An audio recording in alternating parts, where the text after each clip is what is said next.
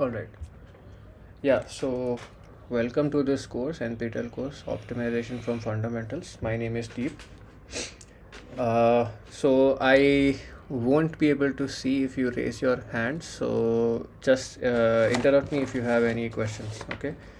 So before we get started with the content, just wanted to get an idea about your background. So maybe you can briefly introduce yourself and just tell me a bit about do you have any background in optimization, or if not, at least like how did you find the first 2 weeks of material? Just any thoughts, any comments?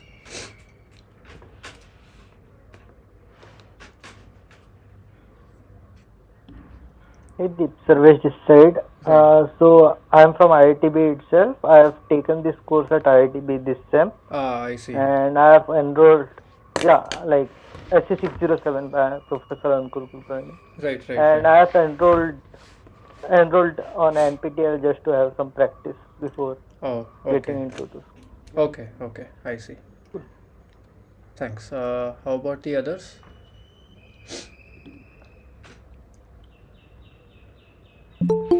Hi, this is Saurabh. I did my master's from United Rourkela, then my 1 year worked as a research associate in ISC. Okay. Now I recently joined in Samsung. So yeah, so this is I am doing in my area is wireless communication and optimization. I feel is an important subject, so that's why I joined the course. I see. Okay. Excellent. So you're from Samsung. Anyone else would like to share some thoughts? Maybe just briefly introduce yourself and your background, perhaps.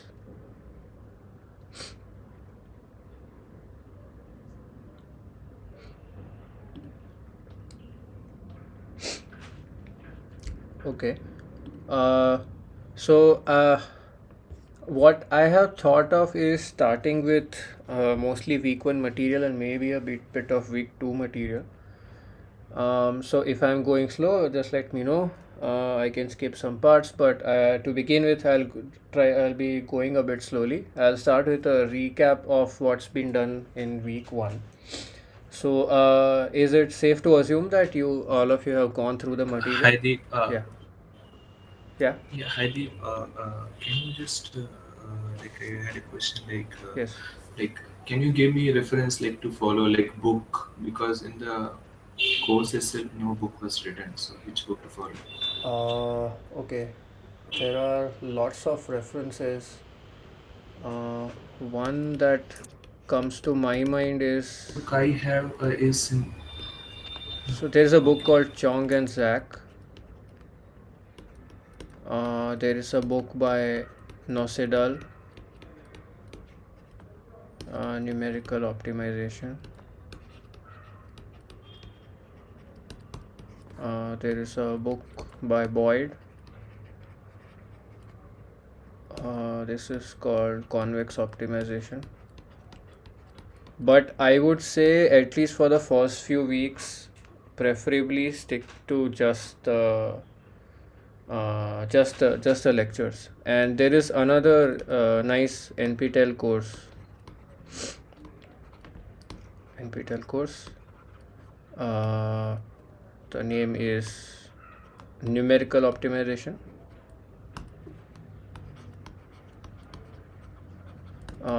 By Shirish Shevde. This professor is a professor at IIC. Sorry. By the way, I hope you are able to see what I am writing.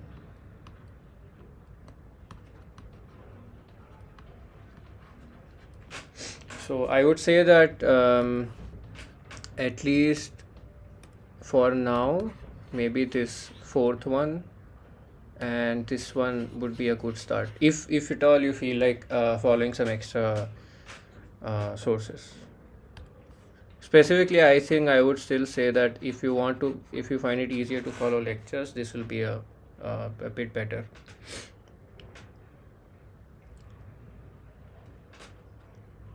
Is that fine? Can we move ahead?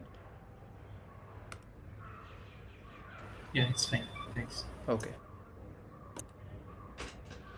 All right. Right. So since this is the very first discussion session, I thought I will go through some of these definitions because it is extremely important. So, just want to get an idea of what do you people understand by the term optimization.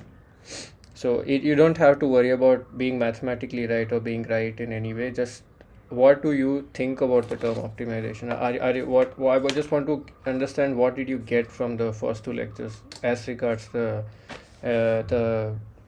notion of optimization.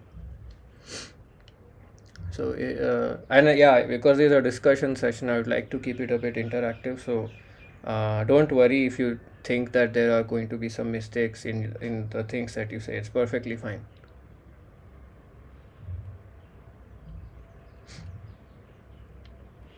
Getting an optimal value of a function from a given set. Okay. Okay. So what do you mean by optimal there? So okay, one definition is Optimal is just minimize or maximize. Maximum. okay. So you're saying optimal value from Of a a set function. of values. Yeah. Of a particular function. Okay, set of alternatives. Okay. So and here you use the word optimal again, and you are saying that this is optimal as per the function that I choose, right? Yeah. Okay. Yeah, that's exactly what I wanted to. That's what I was getting at. So just for an example, just like in the uh, let's say Uber, Ola, taxi, right? So maybe let's just brainstorm. So if I were to make an app for this Uber, Ola taxi service, so what do you think would be the objective? Let's say for if you have customers, what would you want the objective for you as a company would be, so that you can satisfy your customers' needs and of course your own business needs, because after all you're running a business. Any thoughts?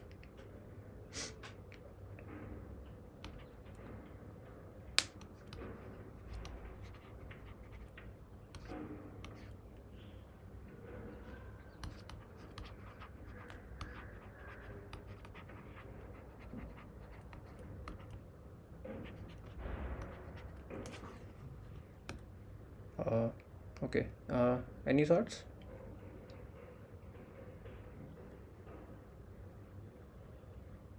Molly, Muthaya, Valar, Saurav, Sarvesh, any thoughts? Something like deciding the perfect fare such that even customers will be fine to pay with, and even it will be profitable for you. Okay, so okay, maybe let me paraphrase. So you are saying maximize your revenue. Yeah, maximize your revenue, but also be sure that uh, it won't be too much for the customers. So find an So optimal when you say value too much of for that particular. customer, what do you mean? Rates you are saying. Yeah. Okay, so for customer, okay, for customer use, okay, anything, any other thing that you can think of that the customer would want? Maybe frequency, like how frequent. Less delay in coming. Let's say you book, Yeah, small it waiting should be times. less delay there. Small waiting times, Yes, right? Yeah, small. excellent. Yeah. So, think there was one more point I couldn't hear. Someone said, was it Sarvesh? Sorry, I couldn't hear. No, it was the same. It was the same. Okay, so right, so minimize the price for the that the customer has to pay, or rather, I'll write minimize the fare, just to avoid confusion. Small waiting times. Uh, I mean, maybe you can just come up with all kinds of constraints, right? So, so the thing is, this is just even a routine situation. You know, this is actually what these companies do. They actually set up what's called a linear program, wherein you set up variables for each of these quantities. Let's say revenue, waiting times, fare that the customer has to pay, the expenditure that company has to make, small waiting time, so on and so forth. You can concoct some function of these variables, and you try to minimize that or maximize appropriately the function subject to these all these kinds of constraints. So just to give an idea that even in normal life you come across lots and lots of optimization problems. And again, here optimal is something that we define. It's not that it has a universal meaning. So just like all of you suggested here, there are certain objectives I have. For example, depending on whether I am from the company side or from the customer side, I either would want to maximize the revenue, or if I'm a customer, I would want to reduce my waiting times and so on.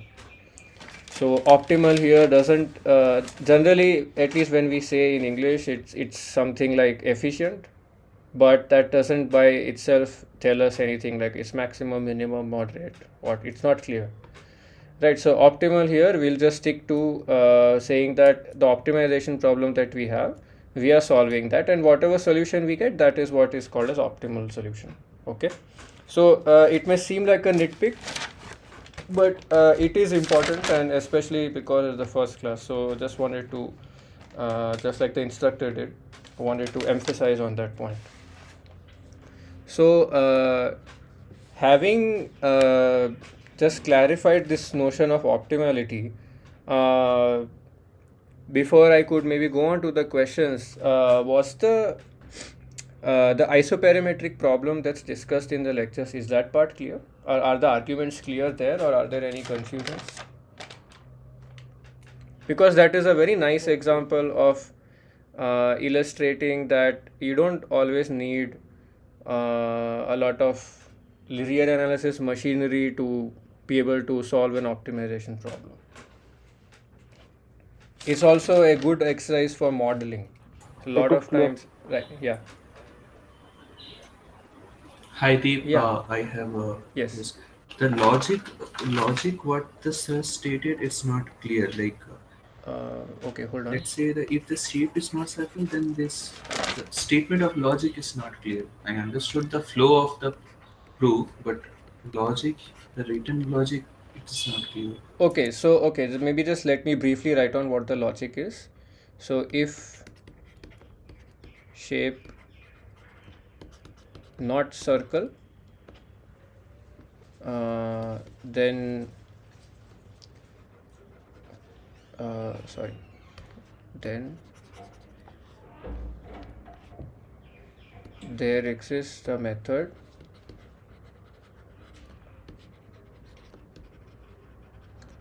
by which area can be increased, of course, such that the perimeter constraint is satisfied. Let's say perimeter is some L. So this implies circle has largest area.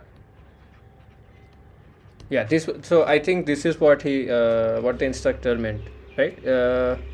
At least this part we are on the same page. This is what the instructor was talking about. Yeah. Right. Okay. Yes, sir. Yeah. So you had a question. From this, Right. yeah, from this, the next thing is all positive integers are larger than 1. How this is like Okay. it's So coming? That you right, said that from the similar logic. I see. Okay. Maybe again, let me just write down this for completeness. So if of all positive integers, 1 is the largest. I think this is the theorem. I mean, the quote unquote theorem that we will see that it's absurd. So the proof, if we go along by similar lines. So the point is that take any integer that is not 1. Then, for example, I can square that number.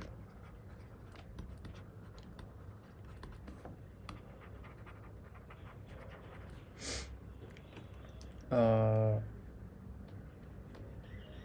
okay, that will be greater than 1.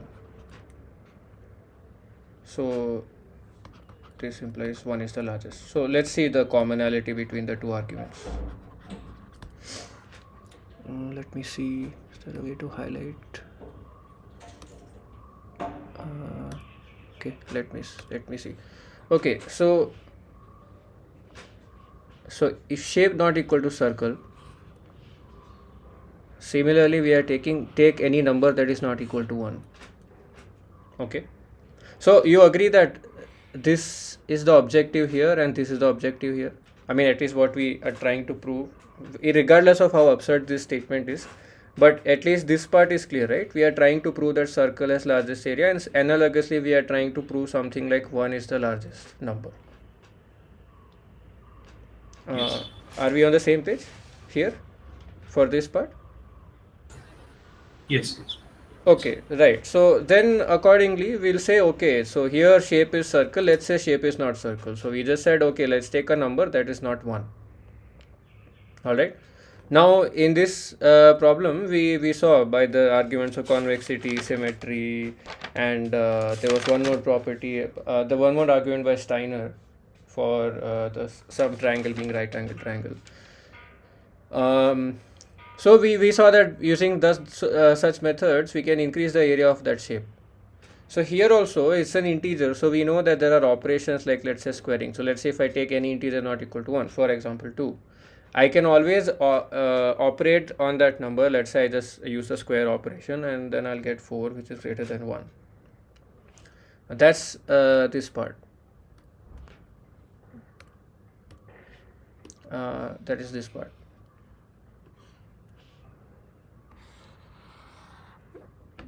So is this second part clear? So first we started with this argument about something being largest in both the propositions, and then we just next thing we did was, okay, let's find a method by which we can increase upon that quantity. So is this part fine so far? So this is the second step that we analogously carried out for this superficial proposition. Yes. Okay, so far so good. Right, so again, so the next step was that, okay, if such method exists, that means that okay, maybe I should have put a green color here.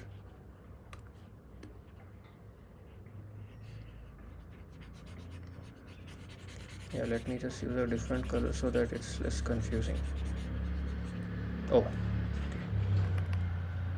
Sorry about that.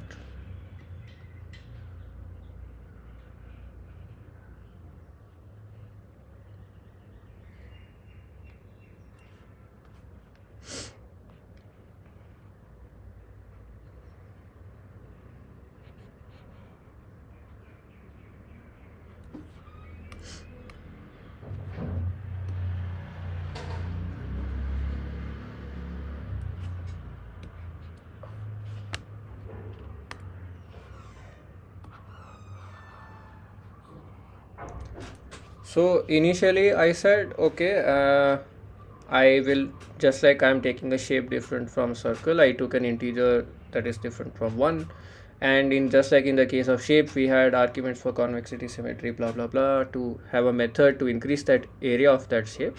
Here we said something like, let's say, squaring, that again can increase the value of that number. And the next logical step in this way of proving things is that, okay, since there exists such a method, that means that the circle is the largest area. So I'm using precisely the same argument, because I can take any number and I can operate on it to make it larger. That means 1 is largest. I'm just copying the same argument for the proof. Does that clarify or maybe confuse you further? Let me know. So just follow the color code. So that's exactly what we Actually, let's say that right. Deep. Let's say I take a number 2. Yes. So that logic is saying there exists a method to increase the area. Let's say increase the number. Let's Right. say Right. 2. From that I'll square it, becoming a 4. Right. From that, how can I conclude that 1 is the largest? So that's what I'm trying to say. We are following this template. So forget about what you know about the numbers right now per se. That four, you know that there is no such largest Okay. number. I'm saying that if I followed exactly this kind of a logic, that if I'm looking into a set of values, if I'm saying that if I don't, let's say this is my guess. So let me again change the color. So just like in my circle case, I had a guess that circle is the optimal shape, right, in terms of the largest area for a fixed perimeter. So I was saying that okay, I look at all shapes including circle, and I'll say okay, if any shape that is not a circle, I can always increase that shape's area. So it's like I knew that first of all I had a good guess there. So I knew that circle is there somewhere in the set that I'm looking for. So I don't run into problems. But here, in this case, because there is no such element that exists that is the largest. I mean, I just erroneously what I end up doing is okay, fine. I take any number, I can increase its value, and so what?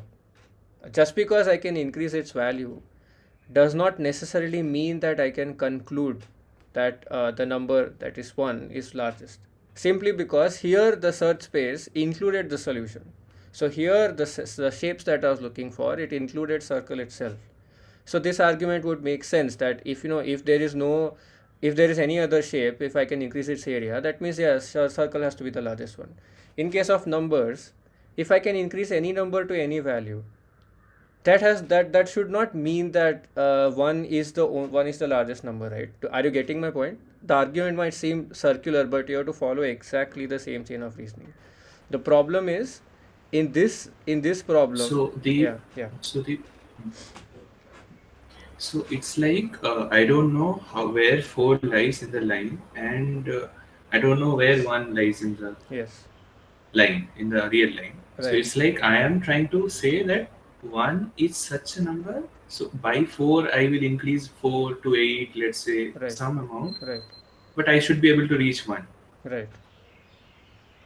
I mean, it's not more about reaching one. It's Okay, so this way the following.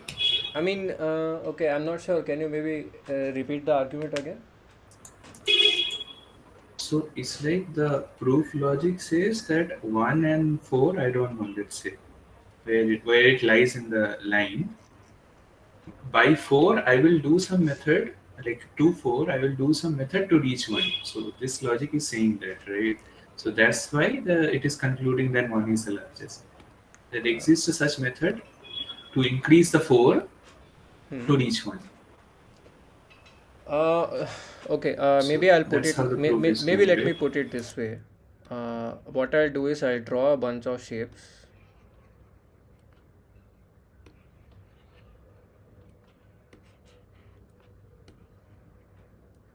So what I'm trying to say is, and just for simplicity right now, you are given a rope, and for just for simplicity, I'm saying that there are only 5 possible shapes. Okay.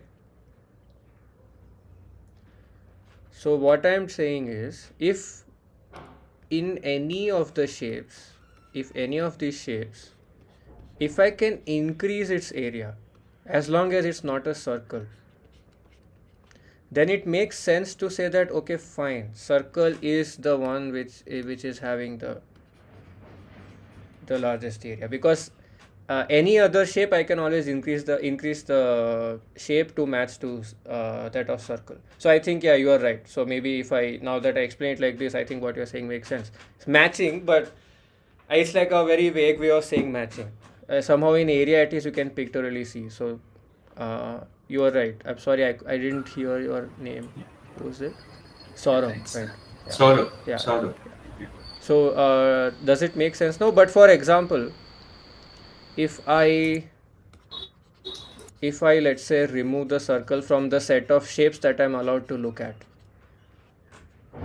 okay, now I know that in this case I can keep increasing the area for this each of these shapes. Now you know that I can increase it to match the area of the circle, right? But can you say that either one of these is having the largest area? Can you say that? No. So you can say out of this set, but I am saying largest of all possible shapes. That you cannot say, right? Because it does not exist in this set. That answer is circle, which does not exist in the options that I have given you, right?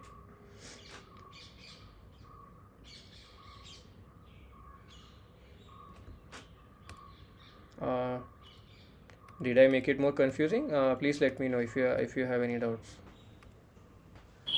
No, no, thanks. I got it. Okay,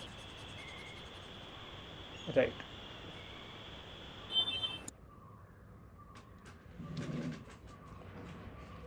I mean, I can give us slightly related situation also. For example, if you have e to the minus x, so what do you think is the minimum of this?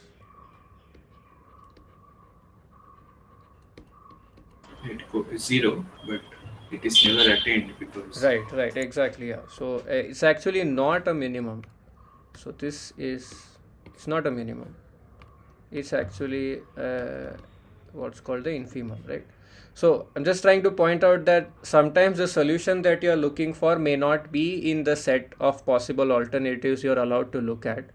So as far as I understand, that is all he's trying to point out with these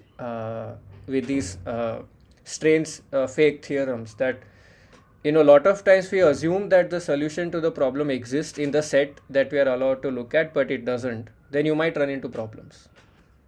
Okay, so as far as my understanding goes, that's the point he wanted to make.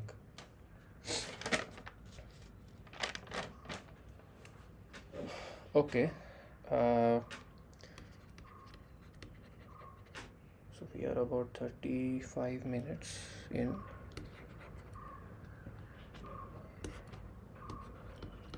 I'll just write a few words and just want to know if you have any doubts about this. We can discuss. Otherwise, maybe we can just move on to some questions.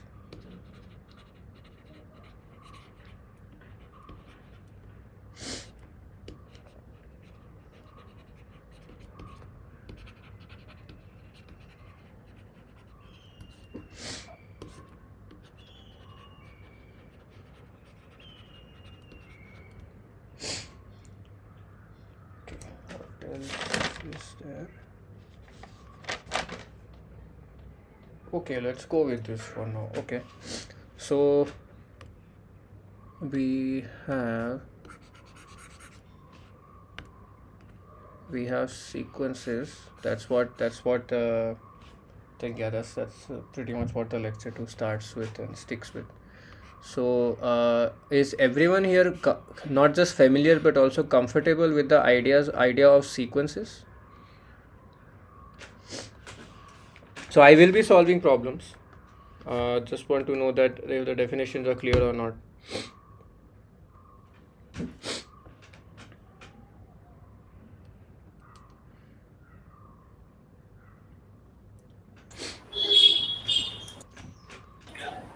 yeah, I have just a basic doubt. Yes. I understand, but let's say sequence of numbers can be increasing, decreasing, or just a numbers like clear like.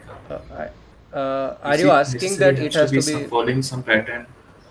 Are you saying that it has to be monotone? Is that what you're asking?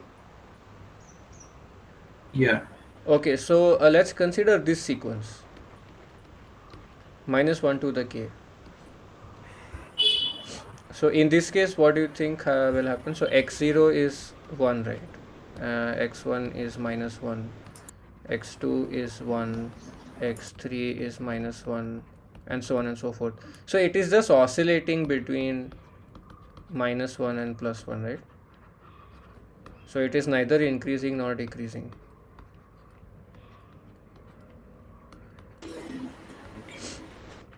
So in general, it's think of it like this. So you have a function. Maybe I'm not sure if this will make it worse, but so in general, you think of a function that is giving you a real value for every natural number. So what is a sequence? Sequence is basically a bunch of numbers. Okay, so you have x1, x2, x3, x4, and so on and so forth, can go on. It's an infinite sequence, right? And the indexing is done by the natural numbers, right? And each of the xi's are actually real valued. Okay, so each of the xi's are real valued for any I, for any if you look at any element in this sequence, it's a real number. So we'll just stick to this sequence. Can actually be very arbitrary, very in very abstract spaces. But for our course right now, we are just going to consider real valued sequences. And as an introductory course, this is it's more than enough to just stick to these kind of sequences. They themselves have a lot of rich properties. So having said this, I'll just reiterate the same point. So this sequence, basically you can think of a function that assigns to each natural number, meaning this index, a real number. Okay, so for example, f of n will be, by definition, x of n for all n in n. Okay, so the reason why I'm mentioning this is because you are asking, does the sequence have to follow any pattern or not? So in general, this function f can be anything. That's what I'm trying to get at. This function f, it can be anything.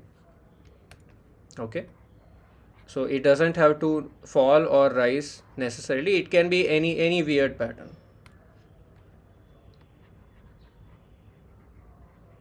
Okay, so maybe I'll just right. Yeah, you had a question? Yeah, so Sorry, nowadays your voice is so getting cut off. I'm audible. Yes. So there was a fact which sir said that if a sequence converges to a particular limit, then all its subsequence also converge to that particular limit. So Right. why was it? Like, what was the reason behind it? Okay. You want to see the proof for that? Yeah. Okay. Hold on, just a second. Let me make sure I have my notes.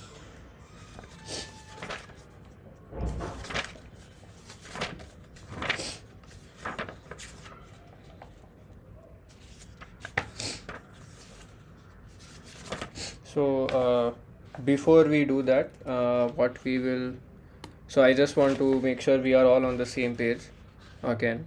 So what is the definition of convergence? Can you people help me out? Convergence of a sequence xn and in n. Yeah. So what's the definition? Can you help me out?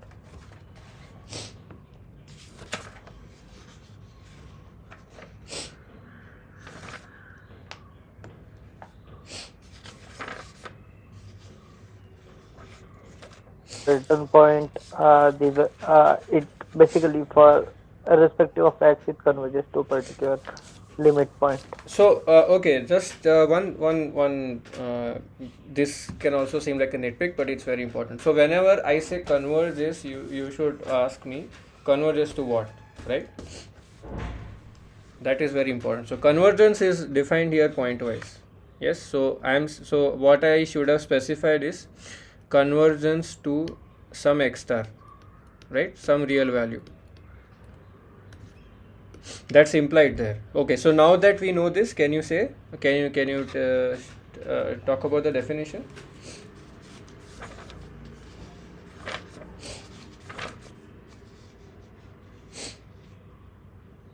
So beyond a certain point, the value converges to like the x star. Okay, so you have the right picture, but if you were to mathematically say it, how would you say it? So okay, maybe here's a picture. So just a second. So this sequence going on. Let's say this is x star. So what do I want the sequence to do? So there exists some point after which for all points in the domain, the sequence goes to that particular point. So you are saying there exists Extra. some point, meaning point in the Like domain, just you said. say, yeah. Point in the domain, okay, such that.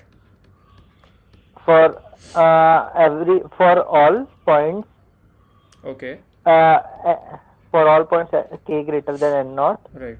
the function converges to that particular point. Okay, so you I use mean the the word extra. converges for defining. So let's just be a bit careful. So Okay. can you maybe Yeah. rephrase that for all k greater than equal to n naught? Maybe f of k is equal to. So you can just talk about xn here. You don't have to worry about that. So xk equal to X, no, X star. xk equal to x star. No. A minute.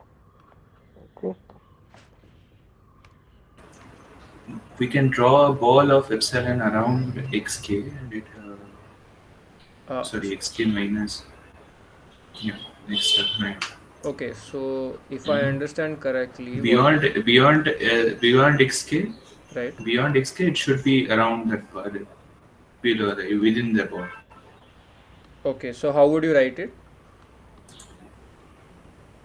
So xk minus x star that whatever the norm Less than and epsilon it should be less than for epsilon greater than 0. Yeah, For for all for epsilon any greater than epsilon, 0. exactly. This is very important. Okay, so so the way you would start is just a minor correction here. So the way you would want to write is, you give me any epsilon. Okay, I can always find some n naught. Okay, such that all the points from this n naught onwards are close epsilon at most epsilon close to x star.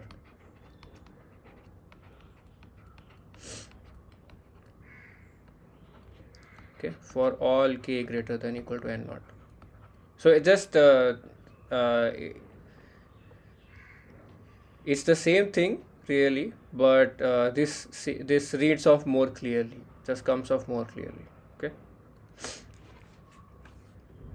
Okay, so I think one of you had a question. Sorry, what was the question about? I think it was about convergence. So we started with the definition of convergence, Yeah. but there was some doubt. So, yeah, my question was related to convergence of subsequences.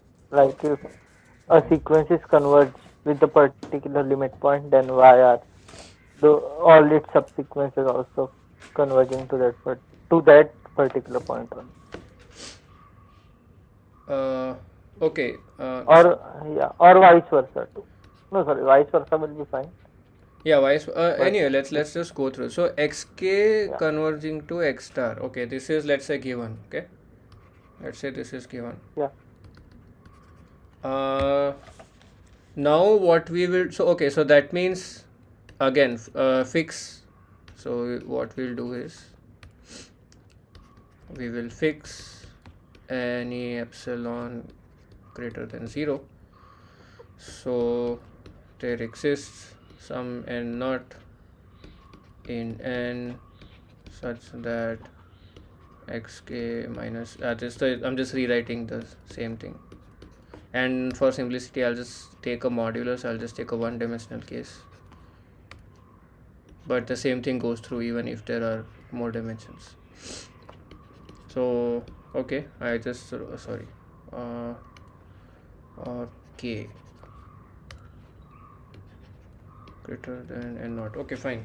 So let's take a subsequence. So how would you define a subsequence? So if I have x1, x2, x3, blah blah blah, this is my main sequence. And if I were to define a subsequence, any thoughts on how to go about defining it?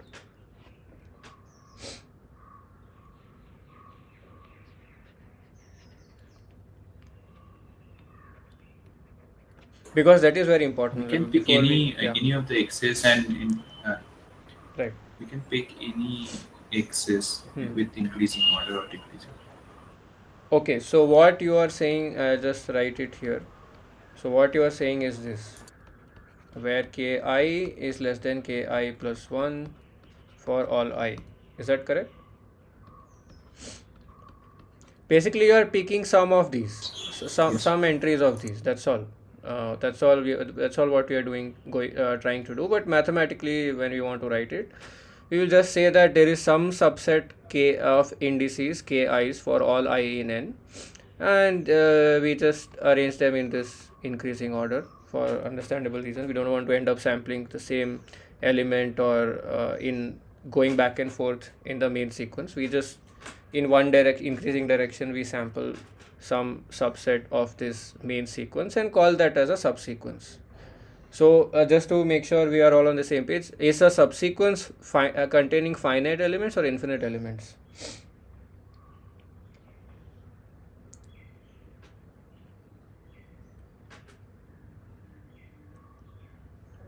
Can be anything. Subsequences will have finite.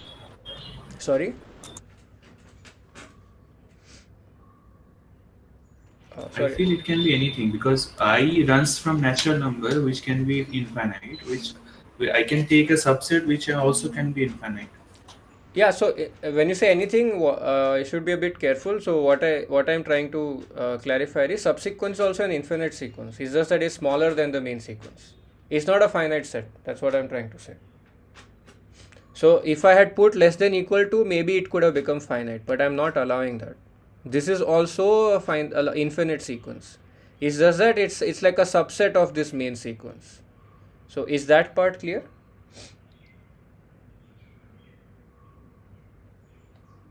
Yes. Okay. All right. So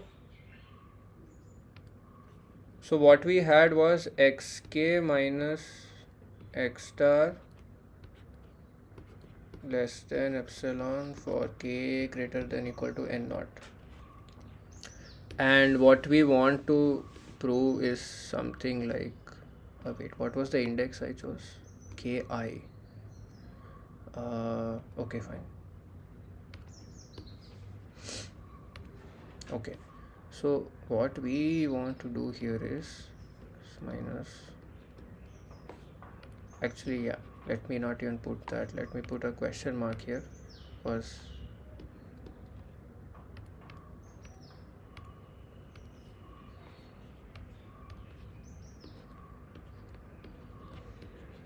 for all ki greater than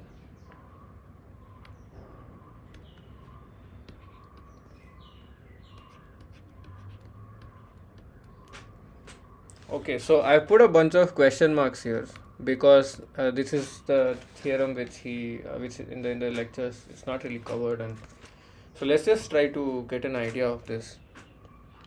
What we are given to begin with, a convergence of the main sequence, right?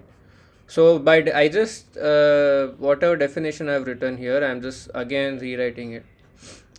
That's what I've done here. So xk sequence converges to some point x star. This is what it means, right? Now you take a subsequence of this sequence xk. Okay. So what do you expect to happen? So note that xki is equal to xj for xj for some j. So you agree with me on the fact that xki is xki, this part is also one of these xi's, meaning from the main sequence. Do you agree about that part? So what I'm Yep. saying is this is still belonging to the main sequence, right? Even though I picked it and made part of another subsequence, that doesn't mean that it ceases to be part of the main sequence, right? Yeah. Yep. Okay. So what I'm saying is, if I can find I such that ki is greater than equal to n naught, can I say something about this? Yeah, then it will be convergent to X star itself. Right.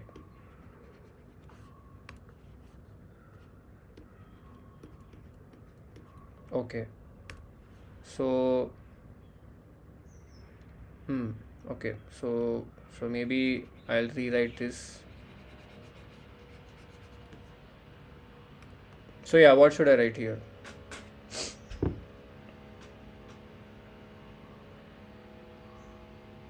It will be Ki greater than N naught only, right? Yeah. So, so is it clear what the statement was trying to prove? If a sequence converges, then I know that it will all, or any subsequence I pick, it will converge to the X star. For the simple reason that these XKIs, these subsequence elements, still belong to the main sequence, right?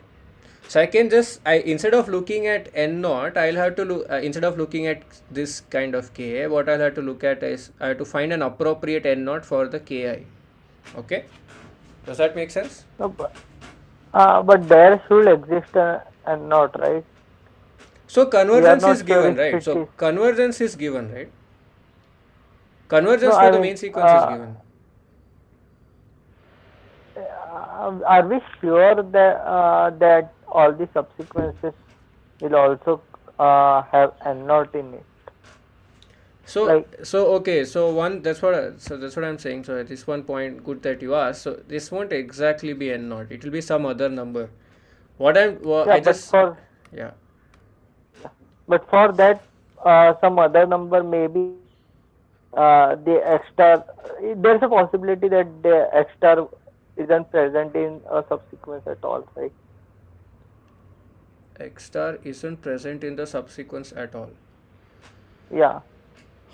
Uh, So, I hmm. mean, if it is present, then it will converge to X star.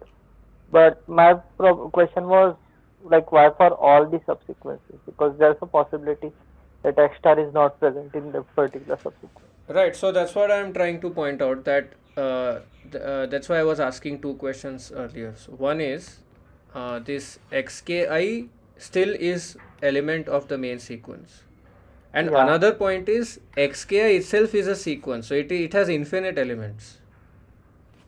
So what Okay. you're saying, excluding X star is not possible. That's what I'm trying to say. If I'm already picking some infinite subset of this main sequence xk, doesn't Okay. matter which ones I eliminate. There are infinitely many of them. So some of them eventually are going to be around X star. If that is a bit confusing, maybe let's go about this part. So this is fine. This is given to us, the one at the Yeah. top that xk converges. Okay. What about this part? Is this true? Can we find such an I? And I Sorry, yeah, provided. I mean, it depends, right? depends on. So It remember that depends. again. How is the sequence constructed? Ki is always less than ki plus one. I have to strictly let it increase. I cannot go back and forth. Okay. Okay. Okay, this is Ki a very is always important plus one. assumption here. Yeah, then Ki will be greater than N naught for sure. Yeah. So, okay. So does that make sense now? Why I am saying it will be Yeah. happening? Okay. So Okay. there will obviously exist. Yes. Yeah. So the yeah, like I said, by design, I let ki less than ki plus one, and this is infinite sequence subsequence of the main sequence, which is also infinite. So there's no way. I mean, I can't avoid this. If a sequence converges, so think about it. No, if let's even if you draw pictorially, if you have a bunch of points that are ultimately going to here somewhere, so no matter which one you pick, no matter which subsequence you may pick, so I'm not sure how to draw it, to be honest, but no matter just these blue points are, let's say, some subsequence. If I stop here, then this won't be a subsequence, right? It has only finite elements. I have to Yeah. be around here. I can't avoid that. Cool. Got it. Okay. And the Can I reverse say part is, yeah. if Sorry. can I say it like this? Let's say the convergence is meaning that it is going to be around X star for like epsilon like circle or area. It should not be like by the convergence we are not telling that it should reach x star. It is something that around should be x star. So So remember if we that, pick yeah, subsequence, we are yeah, just yeah. Sure, sure, so go ahead. by subsequence we are just putting the constraint that let's say a cylinder around x star in like such epsilon radius, it should be around that. It's not telling that it should reach x star or the x star should be contained. So that's the So, okay, it will reach X star, but it may or may not attain it. In the sense that, so here, one more thing that I would like to clarify or perhaps emphasize on. So this closeness that we are talking about is for any positive epsilon. So it actually does reach there. But again, like I said, if it's a case like e to the minus x, I may not actually attain it. And if it is something like, let's say, just this line segment, and the zero value is attained, but here zero value is not attained. So keep in mind that this convergence definition holds for any arbitrary positive distance between these xk's and the x star. So you do reach there actually, but it takes a long time to reach there. And depending on the set that you have, you may not actually, you may reach, like you said, you may reach very close to it, but you may not actually be able to go to that point because simply it's not in the set. Does that make sense, or or does that confuse you more?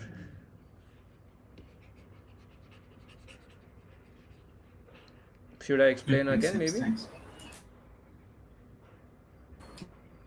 No, it makes sense. Okay, yeah. Thanks. All right. Yeah, so this is so I think this is good. So I wanted to make sure that we are clear about this definition. So it's good that we are having these discussions about these important assumptions about the different definitions. So we can move to some question, or what we can do is we can maybe discuss a few more points and then go to the questions. I would prefer the latter option because there are some important concepts like openness, closeness, compactness, and so on. Okay, so what I will do is very quickly just go to the inf and supremum part. Okay. I just want to, I've told this example multiple times, but it's a nice simple example. Same e to the minus x. Okay, so f of x is e to the minus x, and just hold on a second. Okay, it is recording, fine. Right. So least upper bound, greatest lower bound. So can you people help me out just very briefly? How would I define this least upper bound or a greatest lower bound? So again, for these things you can always keep pictures in mind. So if I were to keep this line, the horizontal line that you're seeing here, if I were to move it up, at certain point, what will happen? What do you think will happen? So this is a parabola. It may not look like one, but just pretend that it's a parabola. It will intersect the parabola and as Right. So it's like I can have a lot of possible lower bounds for this value, right? For this particular value, let's call it x naught for this function.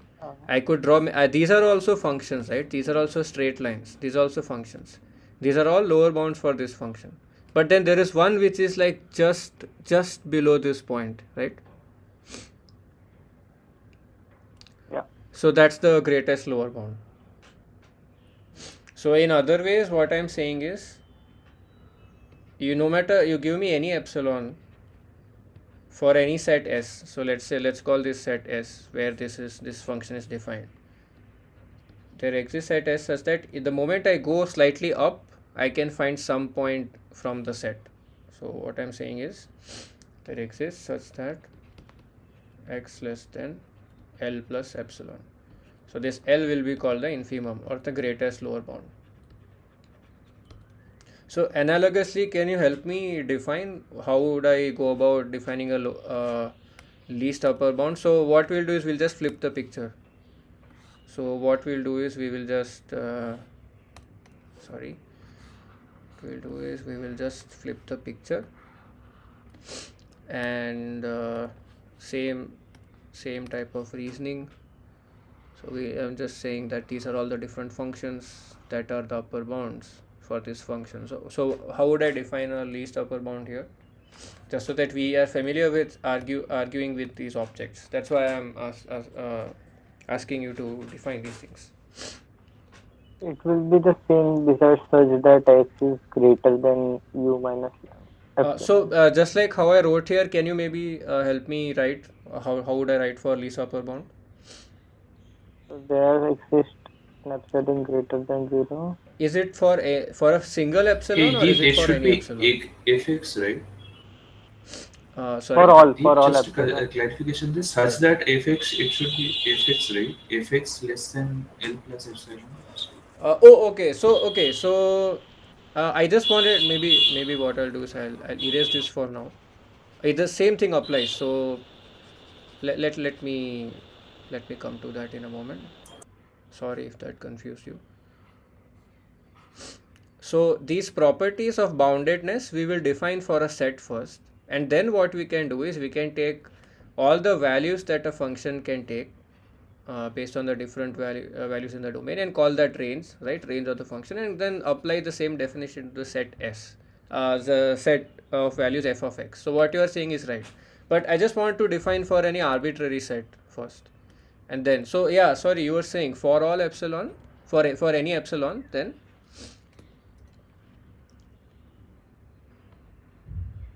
It will be for all epsilon greater than 0. yeah, for all There epsilon exists- greater than 0. Yeah. There exists x in S such that x is greater than u minus epsilon. X is greater than u minus epsilon. And why do you say it's u minus epsilon, not u plus epsilon? Because basically it will be an upper bound, so we have to check below that, right? Right, yeah, exactly. So if I put it a bit lower than here, let's say, then there's going to be some x that's going to be more than that. Yeah, Yeah. precisely. Yeah. Okay. So again, just to clarify, so we are going to be using these properties a lot, hopefully later on. So just bear with me for going through these definitions a few times. It will pay off in the long run. Okay.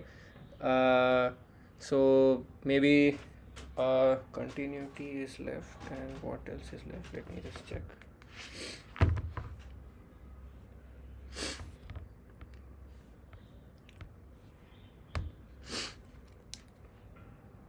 So just a quick question. It's almost maybe like 55 minutes left. So have you people tried the assignment 1 and assignment 2?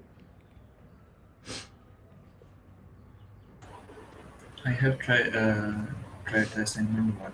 Assignment 1, okay. How about assignment 2? Anyone?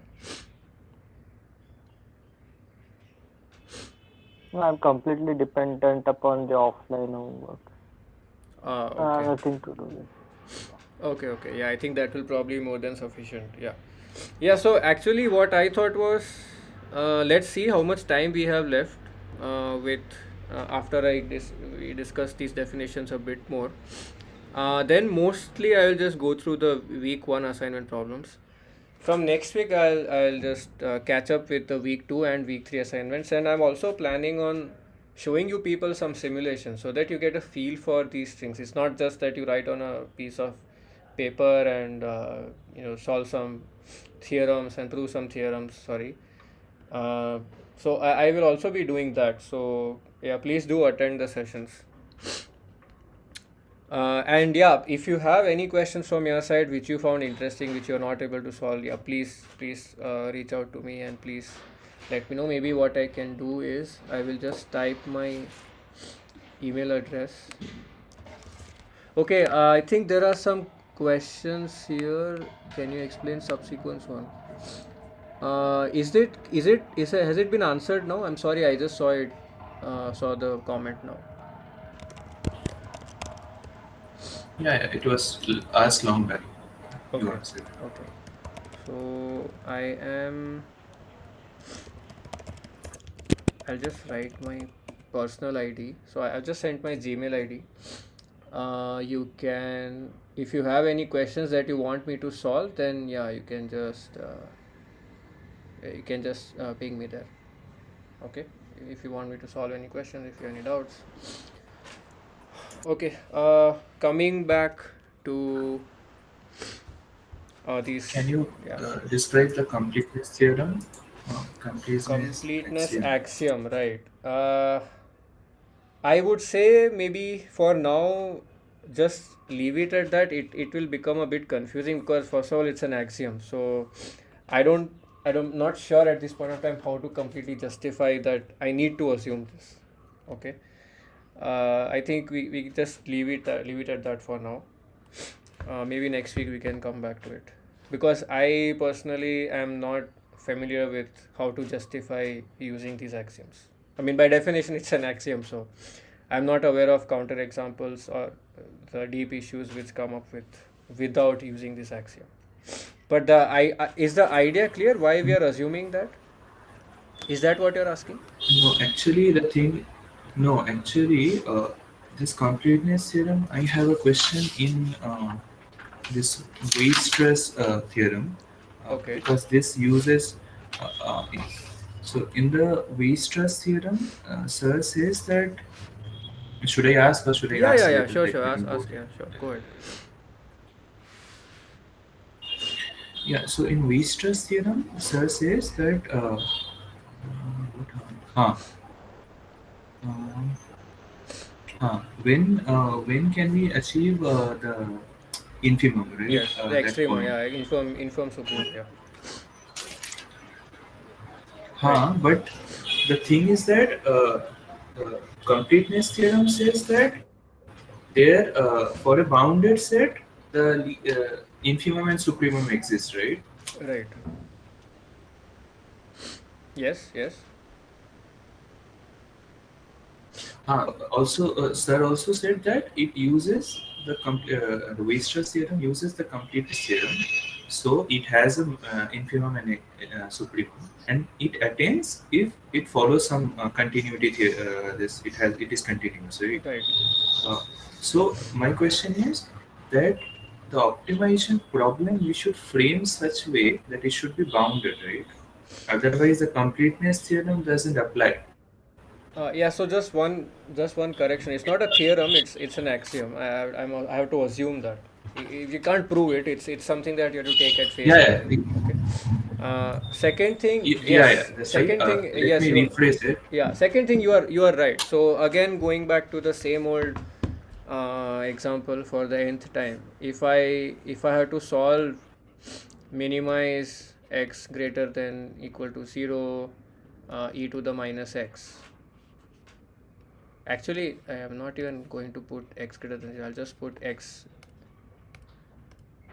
Yeah, I'll just put x in R. So what is the solution for this? There exists infimum but not minimum. Right. So I can't solve this. I can't solve this. What I can say is that can write infimum x r e to the minus x. This is 0. So if I put, yeah. So this, if I write, this is 0. So going back to your question about Weierstrass theorem, I would want to solve problems where I can actually attain these values. because if you know, I'm solving some real life problem, and if I can't even attain that optimal value, or if I can't even reach that optimal point, then there's no point, right? I mean, practically speaking, it doesn't have any significance. Mathematically, yes, but to solve engineering problems, it won't have any consequence, right? So it's just to illustrate further that yes, if you want to formulate your optimization problems, you have to be a bit careful. You can't choose any arbitrary type of objective function. The objective function should be continuous, should, the set that you're looking at should be close and bounded, should be compact, in other words. Then yes, you will attain the maximum and the minimum values, and hence, yeah, you can, for example, if you want to solve an optimization problem where you're finding minimum or maximum of this value, then you can actually find a solution which actually attains that value.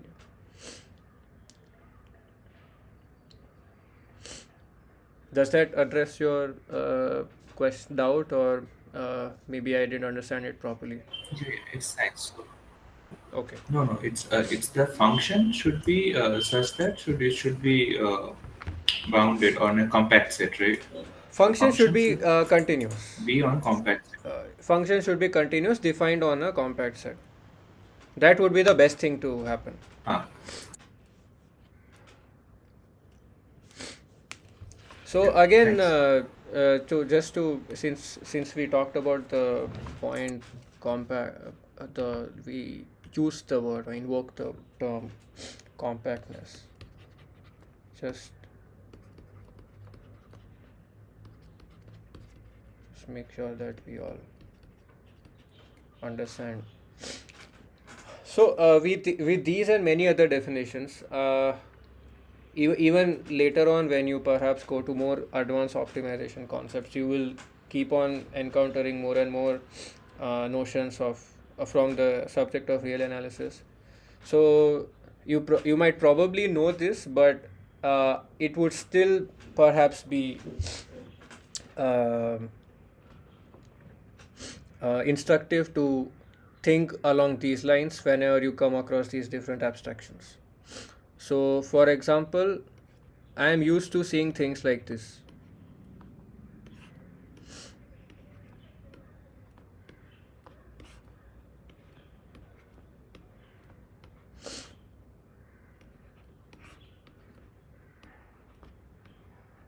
Okay. So I know this. What is this? I mean, literally the way I have written it, right?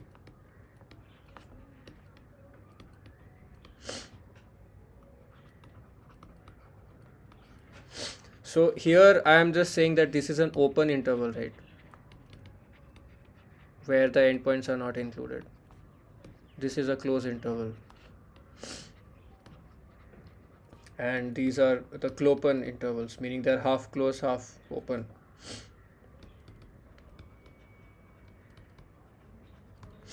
So so this is for any subset, or I should not say subset, it's specifically any interval. This was true. These notions made sense. The terms that we were using made sense for intervals of R. But in general, if I have any arbitrary set which need not look like an interval, which need not look like either an open interval, closed interval, half open, half closed interval. So I can still define, even though a set may not be an interval like these, and so analogously you can define that in R2, R3, and so on. Right? This will become a open rectangle. This will become a closed box. This will become a half open, half closed box, and so on. So even though the set may not look like that, I can still define a similar notion of, let's say, openness, closure, compactness, something called Klopen. I mean, this terminology is not important, but some set that is neither closed nor open. So just wanted to think along these lines. Don't treat them as some abstract definitions which came out of nowhere. They really came out of us trying to work with sets which are much more general than, let's say, nice things like intervals, which we are so used to, and which are also nice structures to deal with. And this is where from which you should start thinking about these definitions of openness, closure, or compactness. So for example, here openness, what does it mean to be open here? So just pictorially, at any point, at any point, if I'm here in this interval, can always create some small interval around here. If you're not able to see my pointer, maybe now you can see. Just create a small interval around here and I'll still be in within the same interval. So I'm trying to abstractify this same property for these intervals to any arbitrary set S. Okay. So what I'm trying to say is, let me just erase this. Okay, for some reason size is not increasing.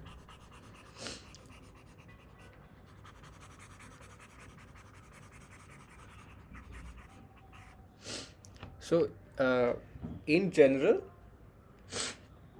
what I mean is S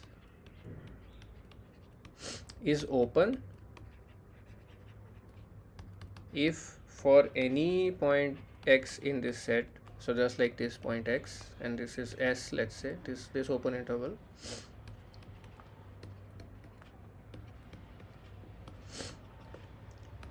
there exists some radius such that the ball centered around this point x completely lies in the set S. So for example, here in this case, since it's a one-dimensional scenario, the ball is just an open interval here again.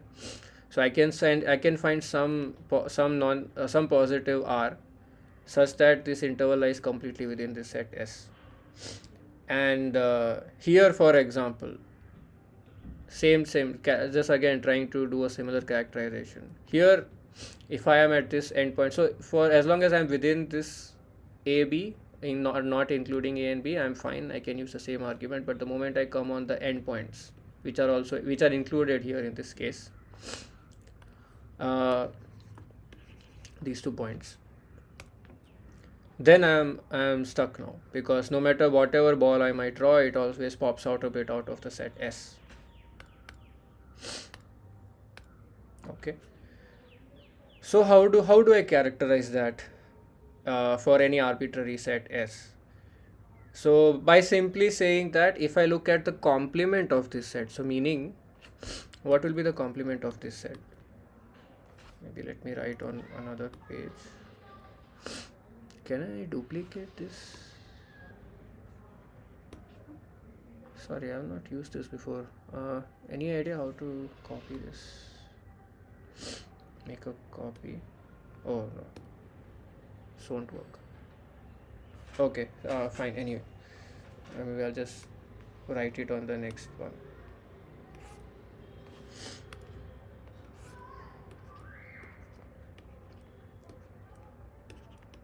So by the way, are you people with me so far, or are there any questions? Have I lost you people somewhere? Yeah, that's fine. Sorry. No, it's fine. That's fine, that's fine. Okay. So by the way, if you people think that I can skip over this, please let me know. I'm just trying to make sure that definitions are clear. It's very important, because we won't get time later on to revisit the definitions. Yeah, sorry, someone was saying something. Yeah, you can skip open, close. I mean, this particular part. Okay. Fine. All right. So maybe let me just finish this and then. One question. Yes. Yeah, one question. So let's say the question is like whether this set is closed or not. So the check will be to check whether the complement is open or not, right? Yeah. So that's what I directly was we coming can at. Yeah. So for example, here in this case, these are the points that you're worried about, right? So what would be much easier to check here pictorially would be, look at minus infinity to A union B to infinity, right? So what I'm saying is from here, right? If you do this part you can check. No matter whichever point you are within that set. No matter whichever point you pick. So that's one way of testing. So that's why what you say is S close. S complement open, then S is closed. That's the check that we will do. There was a question in assignment. Let's say the set of natural numbers. So whether that is open or closed. So if I take the complement of that, so it is becoming this Whi- open interval. So which question is this? in assignment one, somewhere the question was there. Okay, so Yeah. given that So maybe there are just 30 minutes left, I'll just move on to assignment one then. I think the remaining parts I can quickly go through in the next week's discussion. So let me maybe just start with week one assignment questions, and if there is time, then we'll maybe go through some more concepts or some more questions. Okay.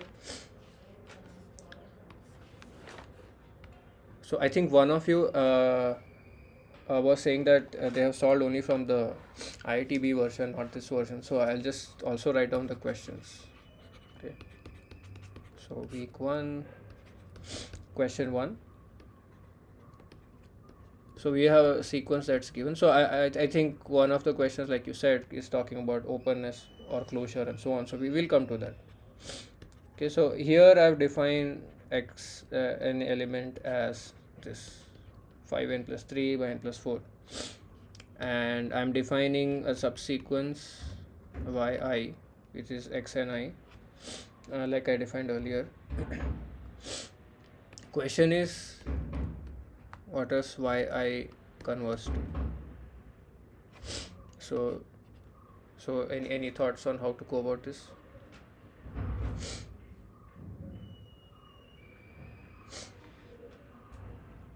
yeah, so we have to check the limit of the xn's itself. So we can check by dividing both numerator and denominator by n and taking n tends to infinity. You can then Right. So answer will be five, 5. five. 5. Okay. So is everyone clear on this? This is a pretty straightforward one. So by the way, xn converges to 5. So why should that imply yi converges to whatever? Why should that be the case? Th- That theorem we did that subsequence Yeah. should also converge. Yeah. Exactly. Yeah. Right. So that's just a warm up. So okay. Now what we will do is we will take a sequence of sets. Okay. These are so a and each of them are closed sets. The claim is I equals to n to infinity a n is closed. Is it so? Is this, does this claim make sense? No, false. Why is that? Because let's say in is a sequence, we create a circle around it, and then we increase the sequence and we make the circle bigger and bigger, bigger. So it will be at infinity. So we cannot bound it. Like the infinity will not be there. So that's why it's not closed. No. So okay. The thing is, it's not about boundedness.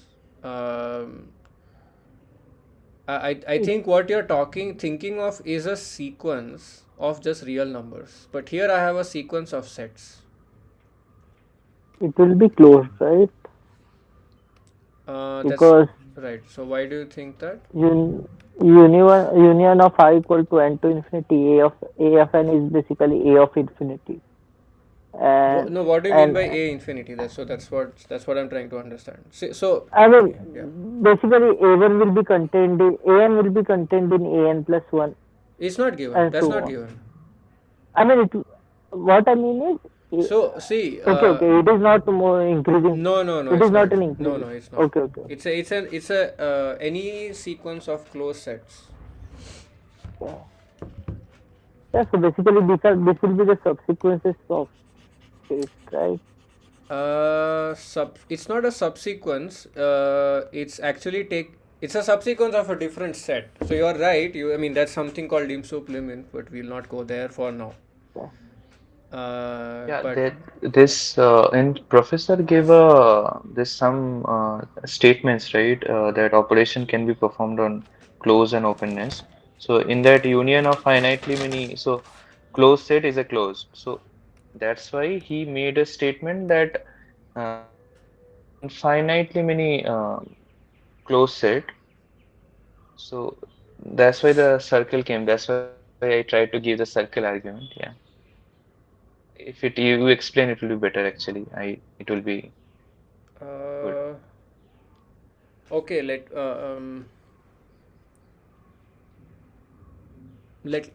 me maybe write the following example. It might make sense.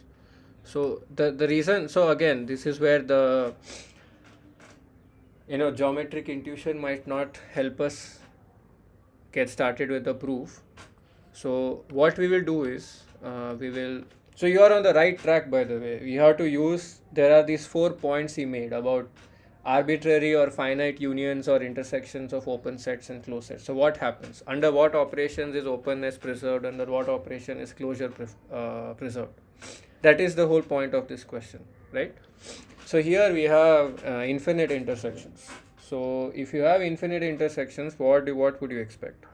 Sorry, infinite unions. What am I saying? Infinite unions of closed sets. You would expect it to not be closed, and the reason is, for example, let me see what can I come up with.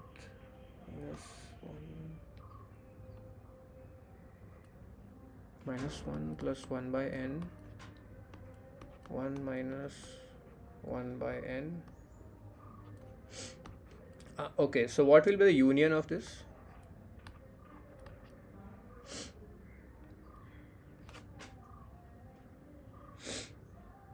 Minus 1 to 1. Sorry? Minus 1 to 1. Will it be open or closed? Closed. It will be closed, you are saying.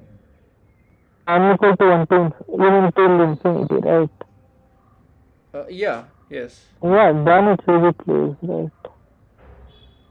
No, but why do you say that 1 will be included? So, I mean, what I'm saying is if I'm minus 1 is here, plus 1 is here, I'm saying start like this.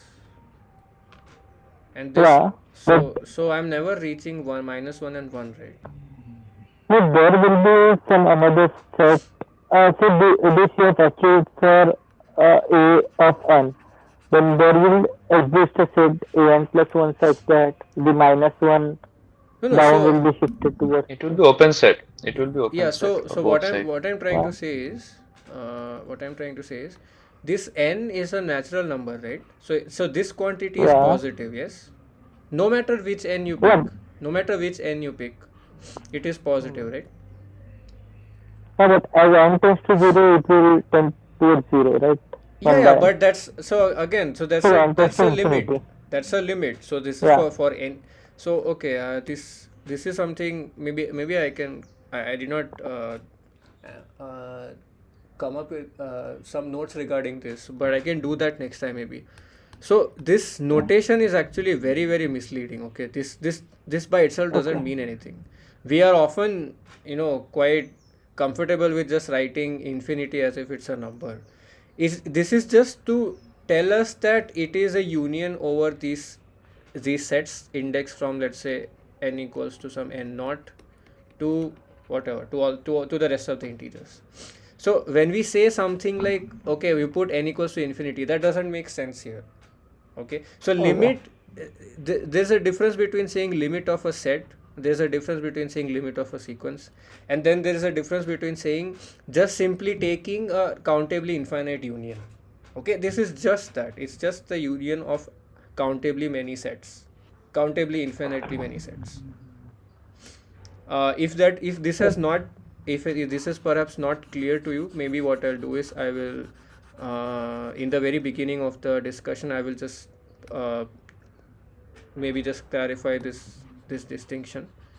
But for now, just you can take this pictorial aid, and like I was saying, ultimately it's for each n. So no matter you go n tending to infinity, point is it's still an integer.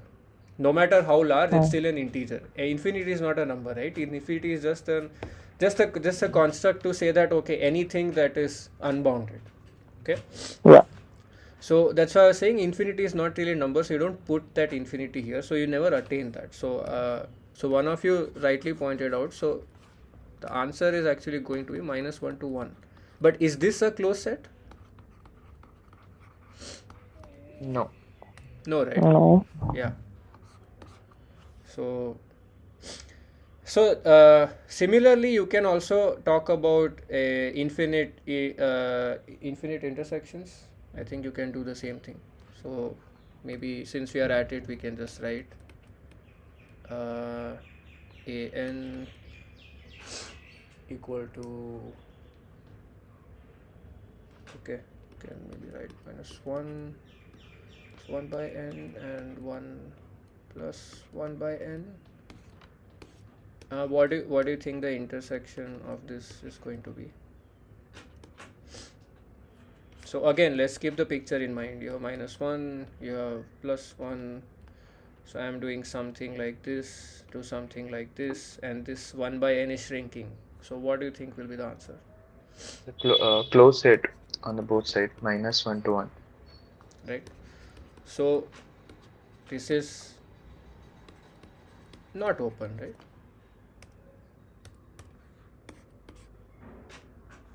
Acha. So this is what the instructor was pointing out to. So if you have union, if you have infinite, okay, let me not abuse this notation too much. If you have infinite union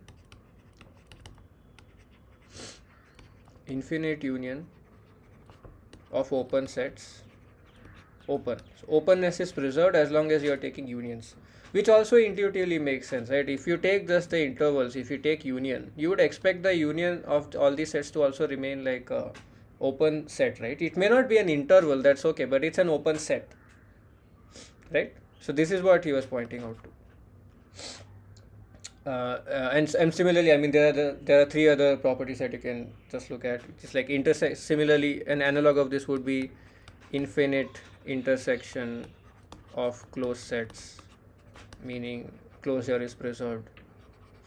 And similarly, you can make a finite argument. So you can say finite intersection of open sets will remain open, and finite union of closed sets will remain closed, and so on. Okay.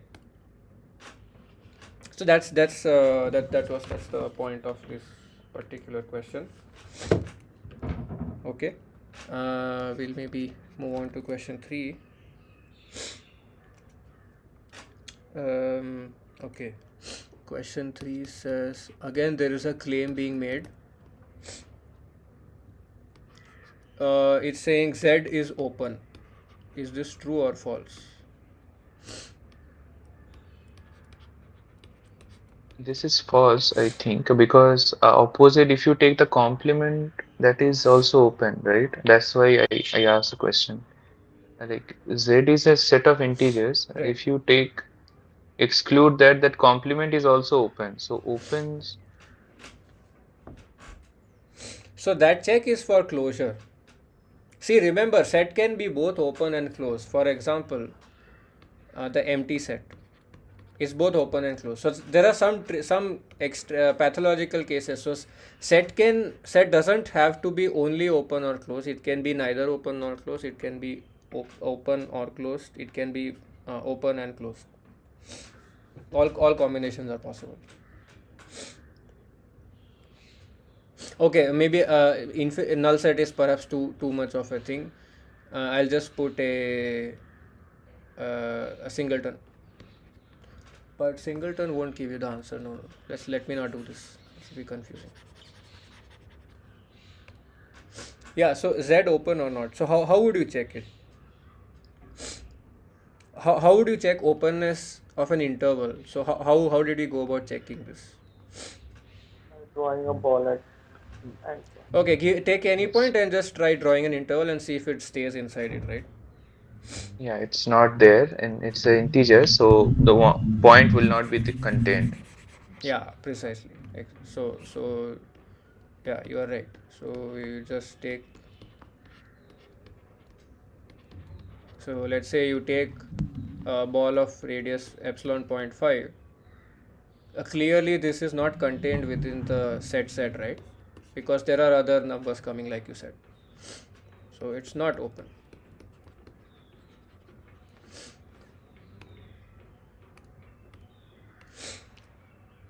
Okay, this one, okay, I don't think this is tricky, but it may look tricky. I am defining a sequence which is basically sine 2 pi n.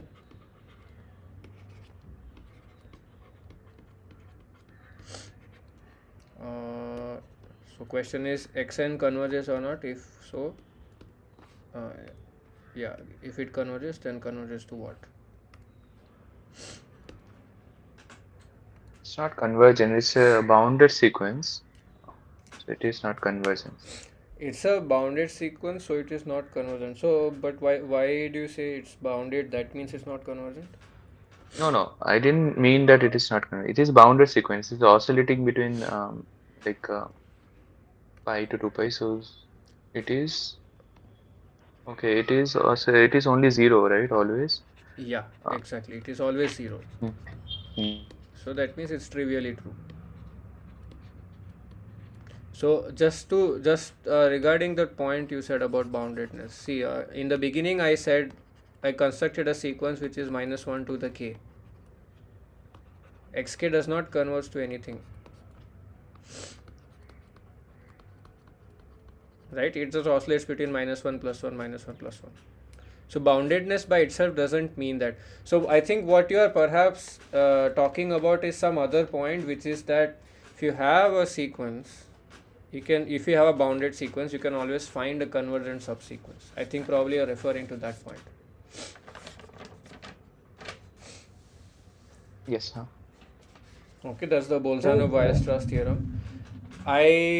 As of now, I don't know if we will have time to prove it. Maybe if you people want, I can prove it in the next class, perhaps. Off the top of my head, I don't recall how to prove it. But yeah, I So think the answer. yes. So answer of this question is a convergent or Yeah, it's convergent because it's constant, right? It's a constant sequence. So if I say that the number, it's always 0, so it just converges to 0, right? It never changes. yes. This it was, if it was n belonging to R, then it would not have been convergent. Yeah, you are right. Yes, but then in that case, it won't be a sequence.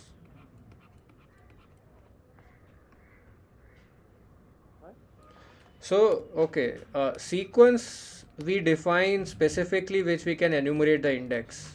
What you are saying, you replace this by R. That's not the sequence which we Okay, are. yeah. Okay. All right. Next question is again a similar question. You have x equals to 2 to the n. Do you think this converges? If so, to what? It doesn't converge. It is like towards infinity, right? Yeah, unbounded. So if it's unbounded, it can't converge, right? Clearly.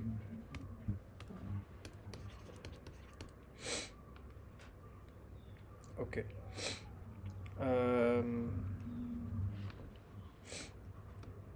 Okay, there's one more.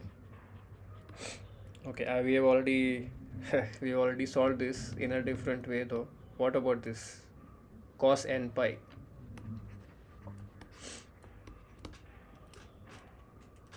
One minus one. So it will be bounded one, not convergent. Yeah, precisely. Yeah, bounded, but not convergent. So it's the same thing in disguise. -1 to the n. Yeah. This question 7 is okay. There is a similar flavor of question again. So you again have a sequence of open sets, and okay, now that you already seen this trick, perhaps you can quickly figure out what's the answer going to be. What It I'm should going to be do closed. is Should be closed, bounded, also compact, also, right? Both yeah, true. yeah, spot on. Yeah, you are right. So yeah, you are right. So what will be S? So just the same picture. You have 2, 3, 2 minus 1. So you have from here and from here. So what will be S? 2 to 3. Close 2 to 3. Yeah. So this is like you said, it is closed because it's a closed interval. It's bounded obviously because you can just put a ball around this. You can just like take this interval. That's also a finite length, and so this is bounded. And what does closure and boundedness together mean? A together imply Compact. Compact. Compactness. compactness.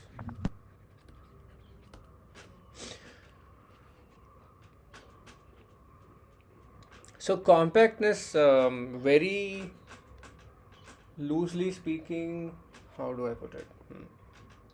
Okay, maybe we'll come back to that later. For now, we can just stick to these definitions. And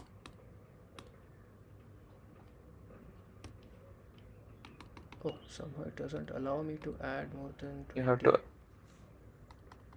Oh, this is a bit strange. It doesn't allow me to. Okay.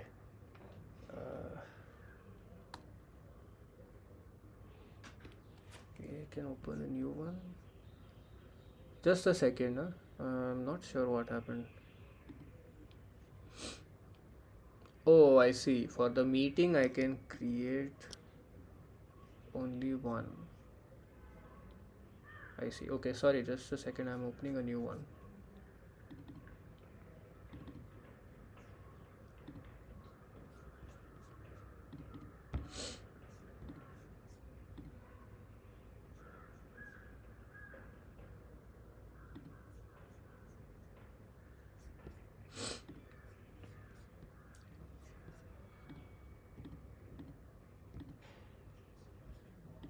Okay, I'll share my screen again.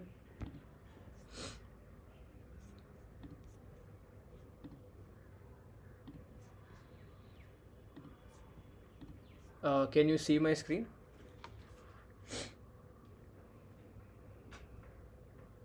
Hello? Yes, we can see. Oh, Yeah, okay, it okay, is. okay. All right. Yeah, the thing is, I'm only sharing this window, so I can't see few people reply there. Okay. Uh, so let's go to question 8, I think. Yeah. So you have the set of natural numbers, and so the question is as follows: Is the set open? Is the set closed? Is it bounded? Is it compact? So what do people think? There it's not open, so that's why like it's not open. We can create give the same argument as Z we gave. Z is open, so Yeah, correct. You are right. Yes, exactly the same argument goes through for this. Yes. What about closure? so, so that's why the thing is that I don't know. Like I thought like so complement of that should be open, so Yes. that's why I concluded that it will be closed. So I You are don't know. right. You are absolutely right. So I'll just draw a picture here so that it helps us. Okay. So so on. 6 and can go on here. Okay, it's just natural number, so it won't go on in this side. Okay, I mean depending on how you decide how what the convention you choose, you can either include 0, exclude 0. That's not so important. But what will be the complement of of this set n? Open intervals. Yeah, exactly. And what about infinite union of open intervals?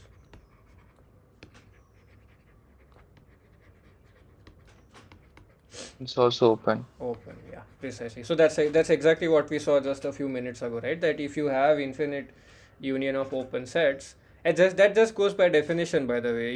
If you have an infinite union, just to if it's not clear, if you have, let's say, an infinite union of a n, or maybe I'll put bn here just to avoid any confusion. If you have bn, then each of these bn is open set. So if you let's call this set b.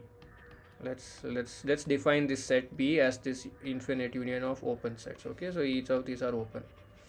So if you pick any point on this, by definition it is contained in any one of these Pn's for some n, and that Bn is open. So that means that you can always create an open ball which completely resides within that particular Pn, and hence B is also open. So that's exactly what we mean by infinite union of open sets being open. Okay, so if this is open, if the complement of a set is open, that means it's clearly closed, right? That's again by definition. So so far so good. Yeah. Okay. uh okay, how about boundedness? No. No, It's right? not For bounded. yeah, for obvious reason it's not bounded. And so can we say something about compactness? Not a compact. And the reason is Same, It like should it be is not closed and bounded. bounded. close and Yeah. bounded. Yeah, it's just It again is just not applying the bounded. definition. Okay.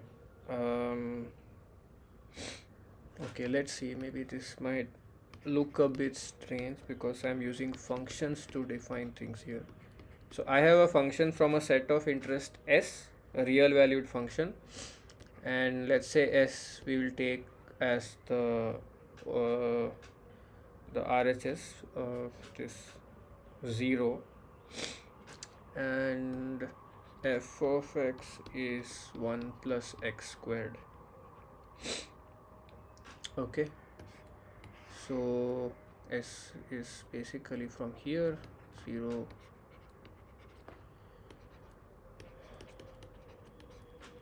and 0 you get 1. Okay,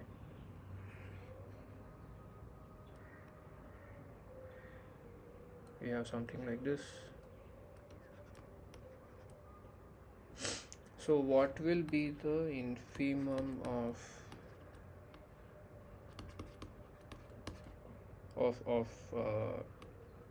the range of f?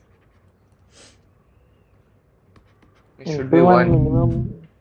Should be Yeah, 1 or infimum it and should be minimum 0? both. It should be 1, right? Fx. We are infimum of Yeah. fx, right? Yeah, just wanted to, It yeah. will be one only.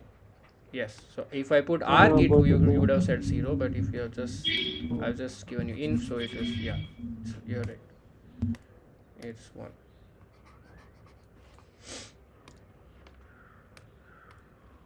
And is it attained or is it not attained? Yeah, Yeah. it is attained. Okay, it is actually attained, right? So simply because there is, you can find precisely at x equals to 0, you attain it, right? Attained at x equals to 0. Okay. And by the way, one more reason why I'm going through these exercises first is to get feedback from you people as to whether you want more difficult questions or more easy questions. Okay, so this is for me to assess how comfortable you are with this level of questions. All right, so don't worry if you find it easy, just let me know so that then I can add different variations of questions as well. Okay. What else is there? Okay, you have another function which is real valued, and the function is defined as follows. So you have 4 plus 5x x cube x greater than equal to 4 x less than 4, right? So I'm again looking for the same type of answer. What is the infimum value and is it attained or not? Yeah, So it exists, but doesn't. I think the question and here in the assignment it should be n to n, but I think it should be n to r. But uh, here also in the question you have written n to n function, like it should be uh, n to r, right? no, it's R to R. No, I'm not sure which question. Okay, 10, question number 10. sorry. Yeah, sorry. So I think I skipped a question maybe. Okay, maybe we'll do 11 first and then 10th. Yeah, we'll look at the 11th question. We'll come back to 10th. So, It, how does it look here? infimum, Nope, I guess. Sorry. It won't, I guess. It won't, because 4 plus 5x as x tends to minus infinity. Again, the left term will tends to it left does not term. exist. Yeah, yeah. It doesn't exist. Okay, so I guess no need to plot because Yeah. And function is also not a continuous function, right? no, that's okay. I mean, I'm just asking what is the infimum value, even if it's not continuous. No, So, it won't exist. yeah, for Yeah, it won't example, I exist. can have something like this, and then so either this is not attained here, and this is attained here. Can just define it like this. So it's not continuous at this point, but I know that infimum exists, right? Yeah, Yes. Yeah. yeah, So. Yeah, so for the simple reason that beyond to the left of x equals to 4, I am having a linear function just going down, right? So infimum yeah. is not exist, does not exist. It's, the function is not even bounded below.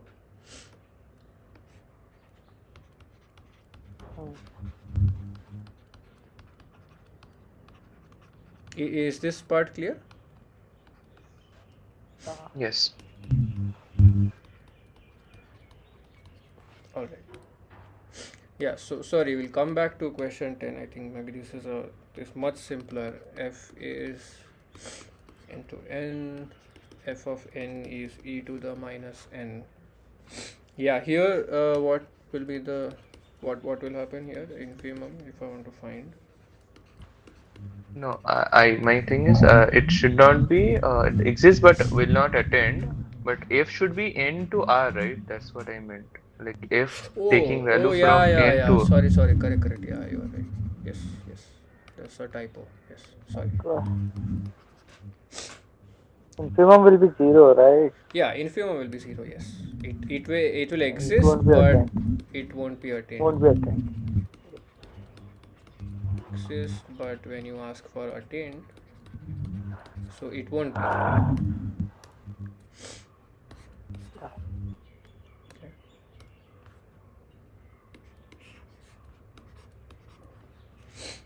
All right. So we have one more, and then I'll just wrap up by asking you for some feedback about the level of questions. Okay. So we are almost there till the end. So this is the last question. So we have f and f. I think here also there is a typo. Should be. Oh, okay. It's fine. No, it's fine. Yeah, it's It's fine fine. here. Sine 2n minus 1 pi by 2. What about here? So again, this is also in a question that we have seen in disguise before. This is also straightforward. No, I have a question. Hmm. This thing is oscillating between 0, 1, Yes. minus 1, all these things, right? Yes. But uh, in this, we can say that 0 is minimum, right? Not 0, right? So it's odd Oh, powers sorry, or even minus 1. powers. Yeah, Yeah, plus 1 minus 1. yeah, mine. So this basically plus 1 minus 1. So infimum is this, and it is actually, it exists and attained, right? Because you can just find any odd any I have even number you put for n and you can yeah, attain that. I have a question. In Yes. this, this is a general question. Let's say, uh, but we will be getting lot of points, right? Multiple, infinite number of points that minus 1 is attaining, right? Right. So, eh, so, so, So the infimum concept extends to periodic functions also, right? That is Yes. what my So question. actually, to add to that, I think it's a good point that you mentioned. So this is very important. So for example, the or the maximum extremum point. So whether it's maximum, minimum, doesn't matter. It doesn't have to be unique. I'll just draw a simple example. I'll just say the function looks like this. Maybe let me use a different color so that it's clear.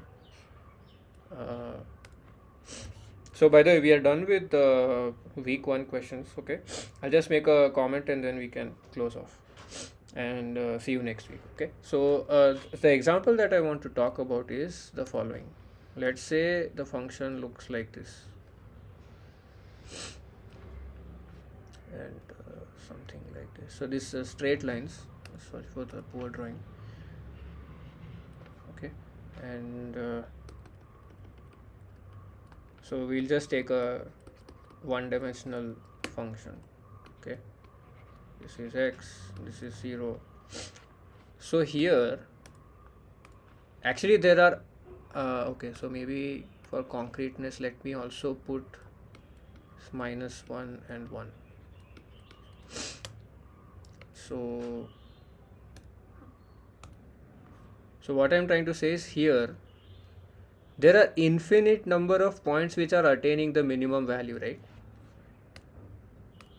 So for any x in -1 to 1, f of x equals to 0. Yeah, this Yep. implies uh, you know minimum okay, let me just write, let there's no need to write it, I mean I just said it. So this is also another situation you will quite often end up coming in practice, even when you're solving these questions for the remainder of the course. It just because we say an axiom point doesn't mean that it has to be unique. There can be uncountably or countably many, infinitely many such points for which function attains this minimal value, and that can actually be a real pain in many situations. I don't recall exactly if linear programming all of it is covered in this course. I think it is, and we'll probably come back to it later, and so that does create problems also.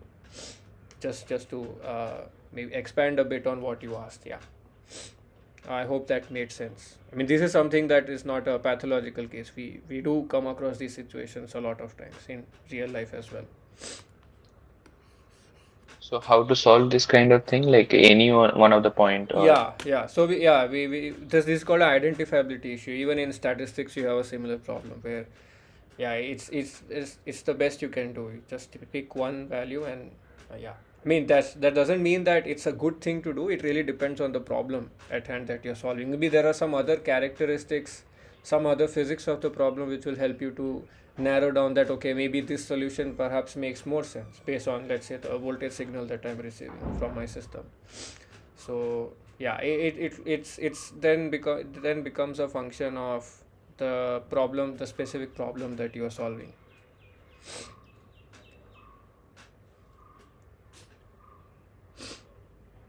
Right. Any questions? So I think we're almost done. Just want to ask a couple of things before we leave. So any questions about whatever little we discussed so far? So I know I did not go to week 2, but I just wanted to make sure that we are clear about the definitions, because there were some questions and some doubts about sequences, openness, closure, and so on. So that's why I went a bit slow today. So any questions about the material that we discussed today? Is this course in line with the offline lecture or the portion varies? Uh, to be honest, I'm not sure because I'm not from IITB. Oh, okay, okay. Yeah, I'm just following the NPTEL videos. Yeah, so I'm not sure if Okay. if it's, I think it should be the same, but yeah, I can't comment on that.